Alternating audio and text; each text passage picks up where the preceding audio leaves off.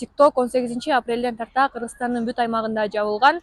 Бул маселени бүгүн Жогорку Кеңештин жыйынында депутат Чыңгыз Айдарбеков көтөргөндө УКМК мындай чечим балдарды зыяндуу контенттен коргоо максатында кабыл алынган деп билдирди. Бирок TikTok балдар үчүн платформа эмес, себеби ар бир ата эне баласын зыяндуу контенттен коргоо үчүн өзү гана көзөмөл кыла алат. Буга карабастан элдер VPN аркылуу кирип дагы эле TikToкту колдонуп жатышат. Ал эми деги эле ушул адамдардын жашоосунда TikTok кандай ролду ойнойт чогуу билели.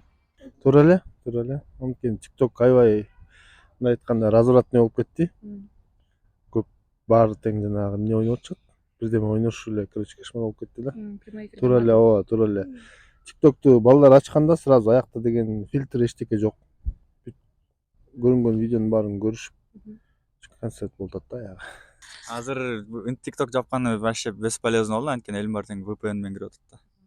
Ал жакта көп адамдын бизнеси бар да. Бизнестердин баары курап, активдери түшүп, мындай айтканда акча таба албай калды. Терс, аябай терс. TikToктун пайдалуу жактары көп болчу негизи. Мисалы, там предпринимательдерге, товар саткандарга, балдарга негизи 14 жаштан ылдый көрүүгө болбойт да негизи. Киргизбейт. TikTok блокировать этет. Мен жаңылыктарды угам. Өзүмө тиешелүү эмелерди пайдаланам. TikTokко көп кызыга бербейм.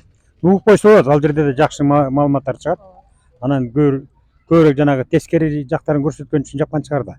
Эгер чынын айтсам, мен TikTok'ум вообще жок болчу. Мен колдонгон да эмесмин. Бир жагынан, конечно, жана замандан калып кетип атабыз. Ногу современный болуп калат го заман болуп. Жаңылыктардан, кабарлануудан, глобализациядан калып кетип атсак, бир жагынан ал тарбия жактан, башка жактан утуп аткан окшойбуз да.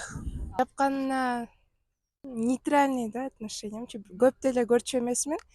В основном мындай расслаблялась деп коем да. Биздин өлкөбүздө толуп тура мындай нерешенный проблемалар бар го. Бирок TikToкту именно жапканы мага жаккан жок. Пайдалуу жагы көп эле болчу. Кээ бир керектүү маалыматтар башка жерде жок нерселер ошол жерде мындай маалыматтар кыска анан түшүнүктүү болчу да.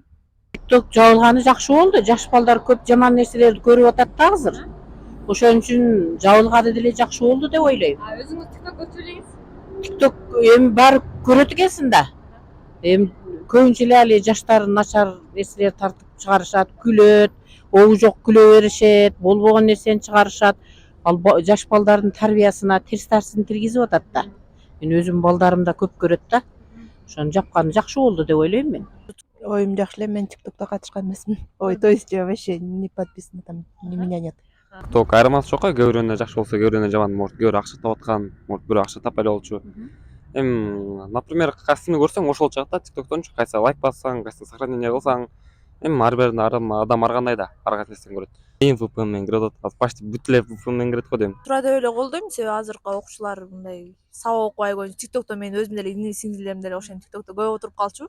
Жабылганын колдойм, эми 18 жаштан жогоруларга ачып койсо боло бермек негизи. Бир жагынан туура, бир жагынан туура эмес да. Эмнеге? Туура. Жаштар үчүн туура эле.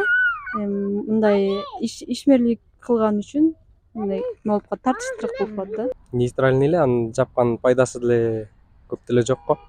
Азыр VPN, Wi-Fi менен колдонуп эле атышат. Wi-Fi Казакстандан келгенчи. Акыркы момент английский үйрөнүп аткам.